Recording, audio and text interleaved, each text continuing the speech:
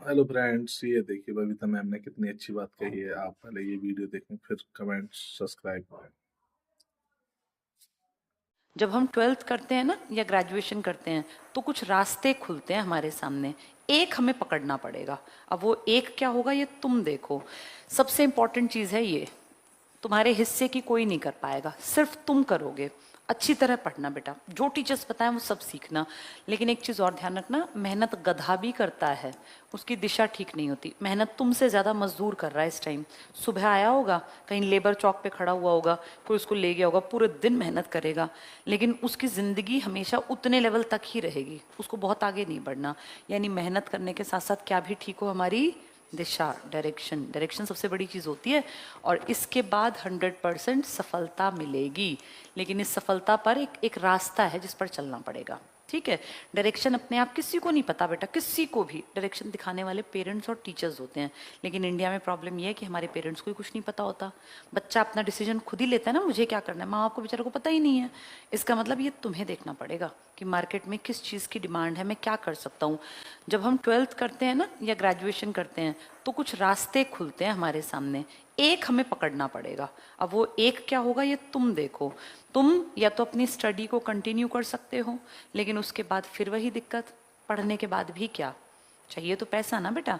ऐसा तो है नहीं कि तुम्हारे पीछे 4 फैक्ट्रियां हैं और तुम्हें जाके वहां बैठ जाना है, कुछ करना ही नहीं, ऐसा तो नहीं होगा। स्टडी के बाद भी हमें पैसा चाहिए, हमें नौकरी करनी पड़ेगी। अब या तो हम प्राइवेट जॉब कर लें।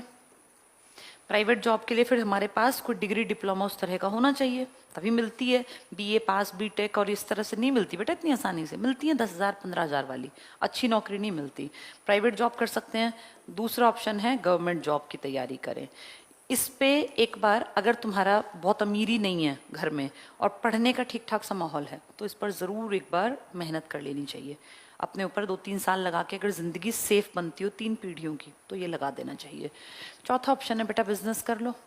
लेकिन बिजनेस के लिए सबसे इंपॉर्टेंट चीज़ है पैसा। इसके बिना तो बिजनेस नहीं होता। ऐसे तो बोलने वाले बहुत लोग आएंगे, अरे क्यों नौकर बनना, बिजनेस करो।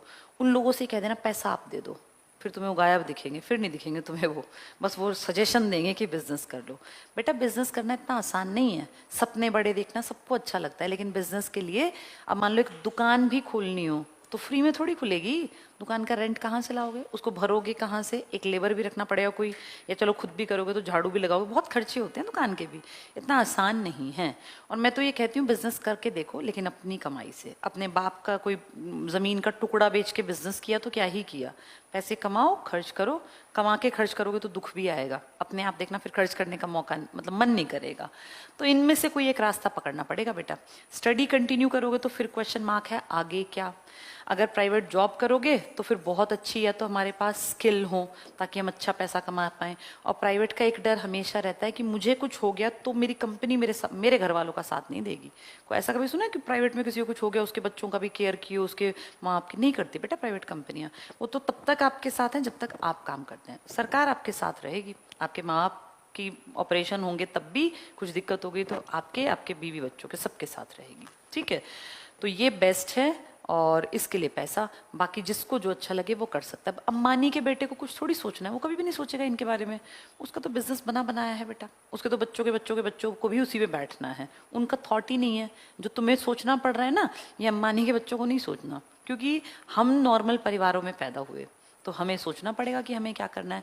हमारी बैक पे चीजें जीरो हैं। तुम्हारे घर में किसी के पास भी ऐसा नहीं है कि तुम करोड़पति हो, बैंक बैलेंस है।